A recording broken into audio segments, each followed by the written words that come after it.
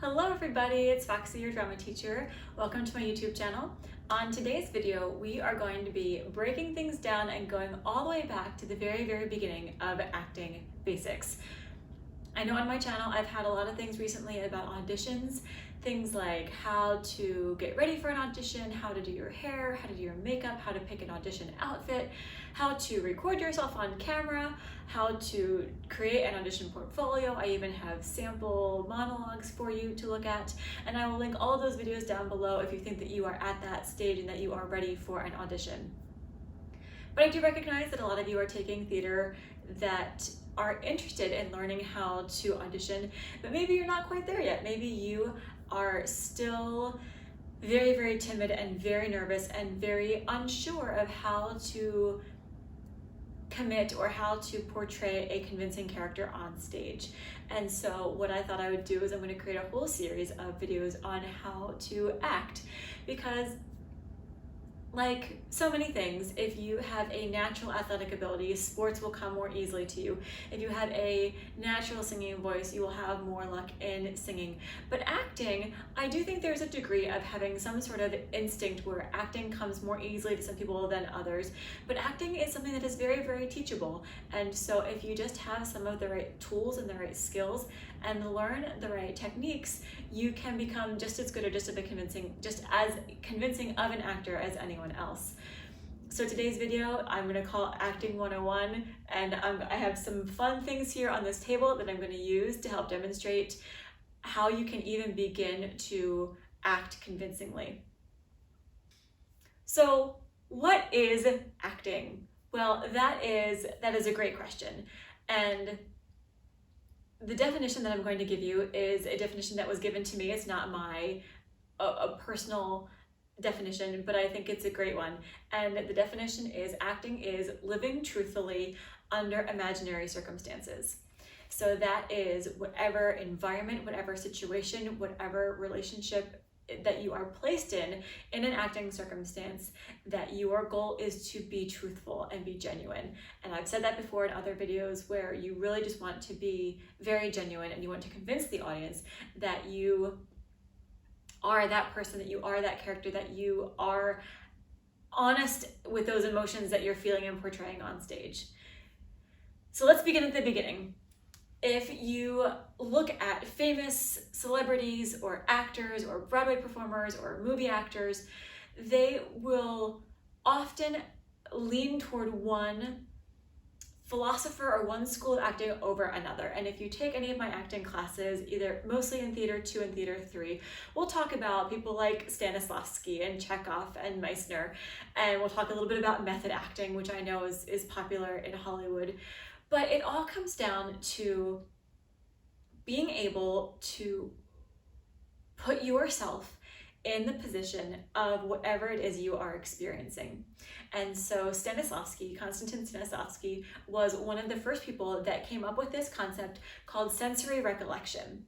And sensory recollection is this concept that if you have lived something, if you have experienced something, then you will be able to accurately duplicate it or replicate it on stage when you are not in that environment. So for example, if you have had your heart broken in your life, then you will be able to play a character that has had their heart broken, even if you are not currently experiencing those same heartbreaking feelings. I thought I would take a bit of a more literal approach today and talk about our actual senses. So if it's called sensory recollection, you have had things that have impacted your sight or your sound or your touch or your smell. So there's 5 senses, right? So it's your sound, sight, taste, touch, and sight. Sound. So maybe I should cut this part out of the video because I can't even come up with the 5 senses. So we have our eyes, our ears, our nose, our mouth, and our hands. Okay, that's the 5 senses. Eyes, ears, nose, mouth, hands. So we're going to take those 5 senses today, play around with them a little bit, and I will show you the concept in a very literal term of sensory recollection. Okay, so I have, like I said, I have some props here to help, and we're just gonna have some fun. So the first thing, we're just gonna start at the top of our head and work our way down. So we're gonna start with our eyes. And I have a cell phone here, and with the cell phone, what I'm going to do is I'm going to take the super bright flashlight and I'm going to shine it directly into my eyes. I'm not doing this because I want to lose my eyesight and to go blind, but the reaction of shining a bright light into your face will give you an idea of what that means to replicate that in a different setting. So here we go, right? I'm gonna turn on the flashlight, and now I'm going to shine this bright flashlight into my eyes. So obviously I don't want to do this for a very long time because I don't want to go blind. But okay, so now that the flashlight is gone, so now here I'm going to turn the flashlight off. And so the flashlight is now off, right? But if I had to do that again, I'm trying to replicate the same motion. I'm trying to recall what I did when the bright light was in my face, even though now there is no longer a bright light in my face. Sensory recollection. I can recall what it was like to have a bright light shined in my face. Even though now there is no longer a bright light in my face, I can still duplicate that same motion, that same action in a convincing way. Okay, eyes. Ears, I need my cell phone for this one again. So ears, I thought I would torture myself a little bit, and I'm going to play a sound effect of nails scratching on a chalkboard.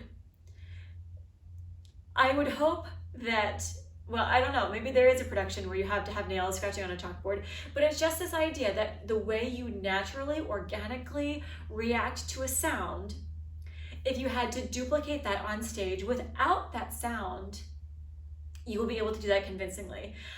And I'm going to tell you, live theater, if you don't know this already, lots of things can go wrong in live theater. And one of the things that has definitely gone wrong in live theater when I've been there are missing sound effects. I have even been known to mess with my cast, and at a dress rehearsal or something like that, I've gone into the tech booth and I've said, okay, throw them a random sound effect to see how they respond to it. But also sometimes there's a missing sound effect, and so you hear broken glass, or you throw something. I was in a production of It's a Wonderful Life one time, and we had to throw stones into broken glass, and we had to react to seeing that glass being broken even though it wasn't actually there. And so I had to recall what it would be like to actually throw something and break glass. So now we're gonna go with this sound of nails on a chalkboard. I'm really not looking forward to this. Here we go.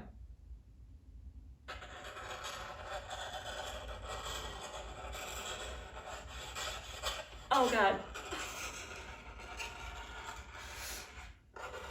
Oh. Okay, I'm gonna stop. So the beginning was okay, but the end, when it was like oh gosh, gets me the chills just thinking about it. And so I might not have to duplicate the sound of, oh gosh, I'm still reeling from the sound of that.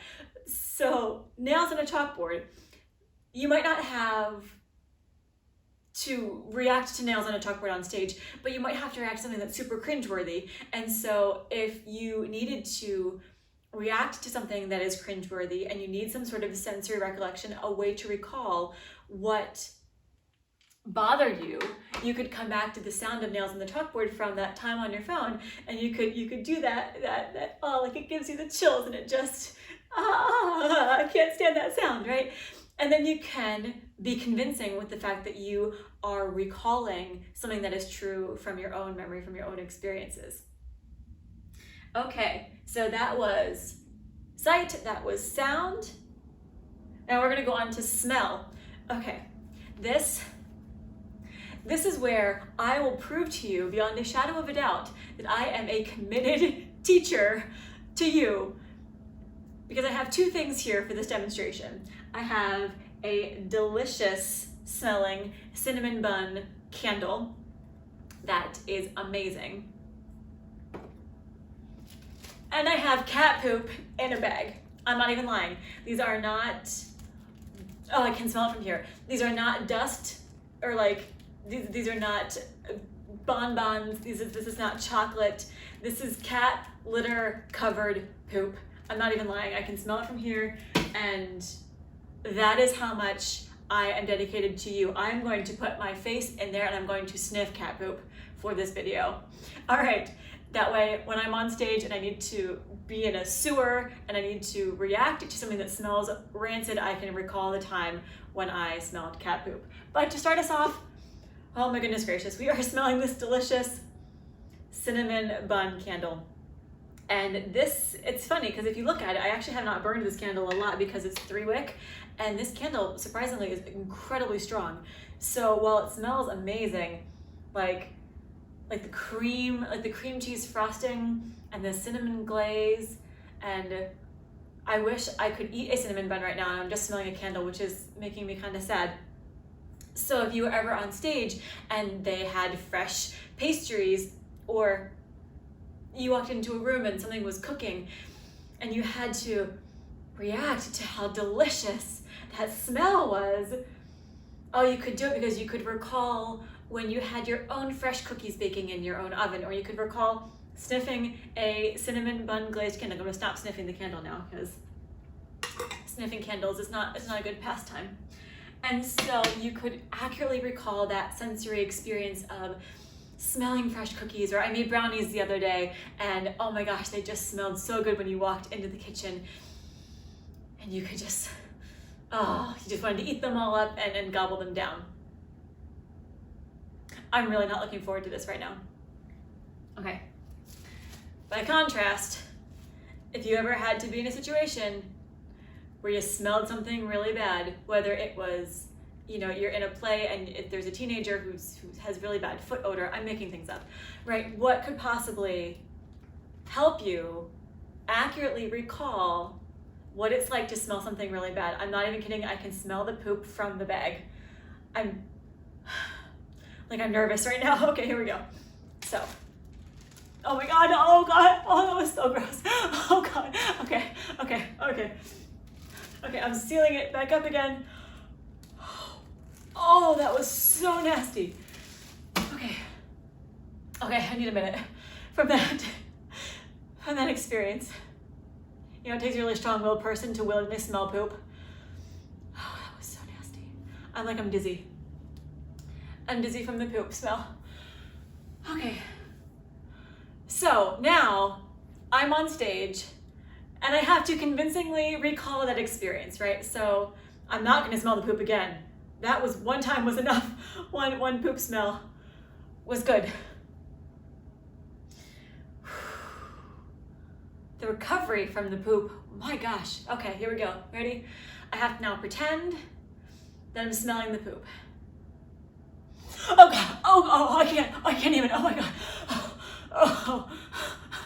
So, because it was so pungent and so, like I'm dizzy from the effects of smelling the cat poop. I love cats so much. I don't love their poop. Okay, I'm gonna stop talking about poop now. Let's go move on to something that's more exciting. I bought Sour Patch Kids because taste is something that is often done on stage. And sometimes when you're in a production, you will actually eat food. I have done numerous productions where they gave us real food to eat because that was part of what the scene called for. I've also been in shows where we've had to pantomime or pretend eating food. If you've ever done a production of Our Town, a lot of Our Town is pantomimed. All the props and the motions and the actions are done through pantomime. The set is very minimalistic. There are very few pieces of furniture or anything like that, and so you often have to pantomime what you're doing. And pantomime, when that is done well, will convince the audience that you are in fact, you know, flipping a frying pan full of eggs or bacon or pancakes. I chose Sour Patch Kids because they are in fact sour, and I want to give myself that experience of tasting something sour and then having that sensory recollection where I can recall what it's like to eat something sour. So I'm gonna pull out 3 yellows. And I just opened the bag just now in front of you, so you know that I have not been practicing this unless I bought 2 bags of Sour Patch Kids, but I didn't. So, okay, I'm gonna keep that away from the poop because the poop is gonna go, the Sour Patch Kids I will wanna eat when this is all done. All right, so I have 3 lemon Sour Patch Kids. Hold on.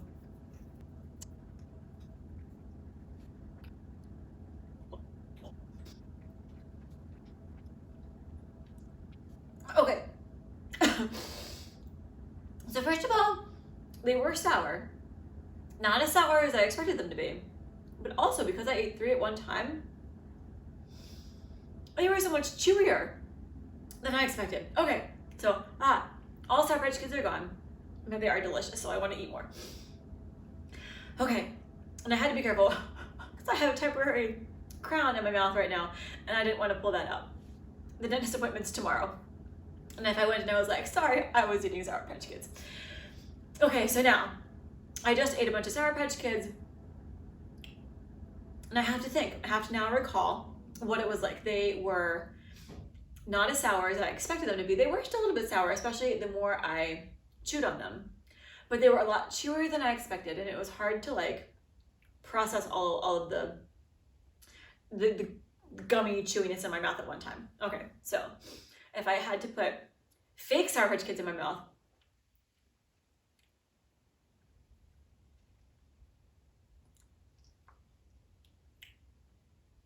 okay, maybe I'm not doing that super convincingly. So, but the idea, again, is that you want to replicate that sour taste, also that gummy,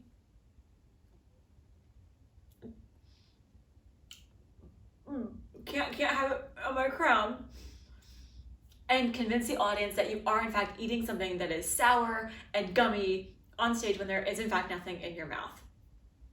All right, and last but not least, so we've done 4 out of the 5. We've done our eyes, our ears, our nose, our mouth, and now the last one is touch. So what I did was I took a freezer pack out of my freezer, and oh gosh, that was so cold. I went.